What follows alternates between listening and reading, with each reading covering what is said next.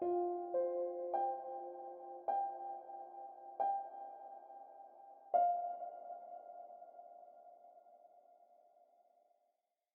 am a 19-year-old female, and at the time that all of this happened to me, I was 17. So, just to give some long and necessary background, I was and still am dating a guy named Kyle.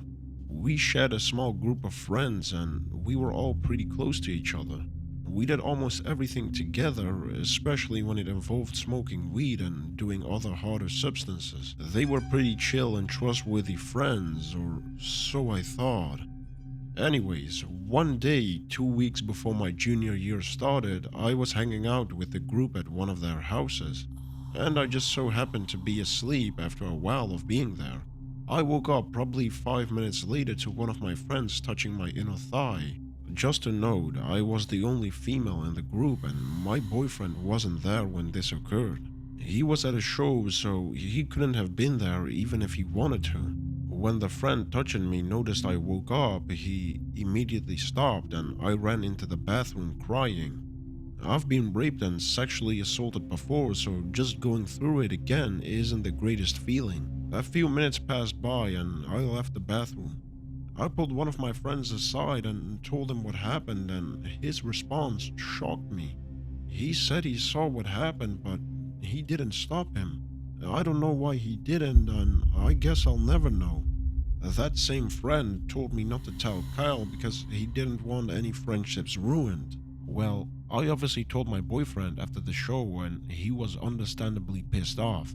We've come to the agreement that we will no longer be friends with him anymore.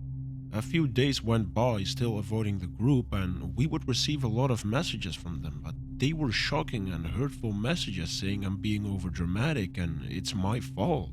Well, to be honest, I was pretty destroyed reading all those messages coming from those so-called friends, but for some reason, we all became friends again when school started. I know what you're thinking. Why would we go back to that group of friends? And I guess our only lame excuse is that we hate confrontation and we wanted things to go back to normal. Well, obviously it wasn't the best idea taking back those friends, especially the one who touched me, because it started to really affect me mentally. I became super depressed and I developed really bad trust issues with everyone, including my boyfriend. Now fast forward to around February 2018, one night, that's when it happened. I was having trouble sleeping and it was getting late. I also had school the next morning, so I was getting pretty frustrated.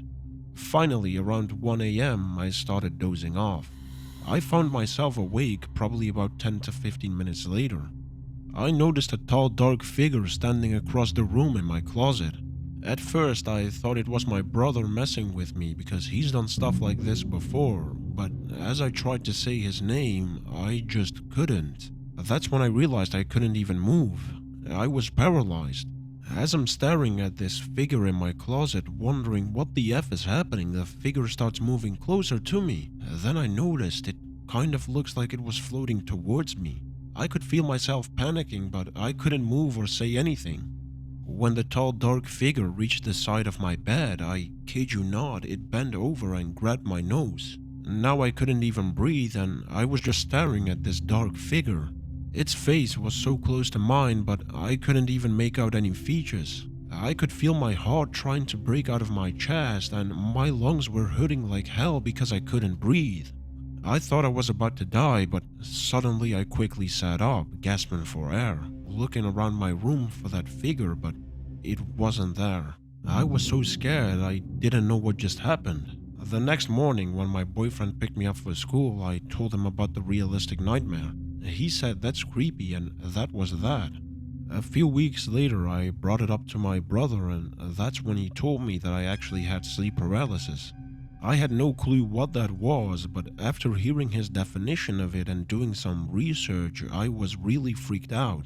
I read online that stress, anxiety, depression, sleep problems, and some other things can cause sleep paralysis. I realized that everything that happened to me sort of recently played a big part in my sleep paralysis episode that night.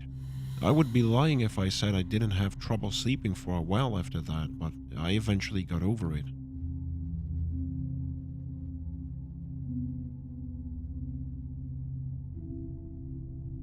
During the summer of 2003, I moved in with a student from South Africa. We shared a bedroom and I slept on the sofa in the living room sometimes because she always slept with a nightlight on. I just couldn't get myself to sleep with that much light in the room. I also tend to close the bedroom door, but she always leaves it open. Summer classes finished around the end of July and she moved out of the student housing soon after for the rest of the summer. I had the place to myself and moved into her side of the room when she left and started sleeping in the dark with the bedroom door locked as usual. I don't remember the exact date of my first sleep paralysis episode, but it was pretty close after the Northeast blackout in 2003. One of the largest power outages in US history.